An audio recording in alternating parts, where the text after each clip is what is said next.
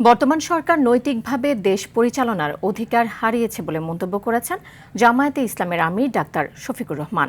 সকালে জাতীয় প্রেস ক্লাবে বাংলাদেশ পরিবহন শ্রমিক ফেডারেশনের ত্রিবার্ষিক সম্মেলনে প্রধান অতিথির বক্তব্যে তিনি কথা বলেন দুর্নীতির বৈধতা দিয়েছে বিএনপি সরকার। সরিষার মধ্যে ভূত থাকলেও এই সরকার তা তাড়াতে পারবে না বলেও জানান তিনি।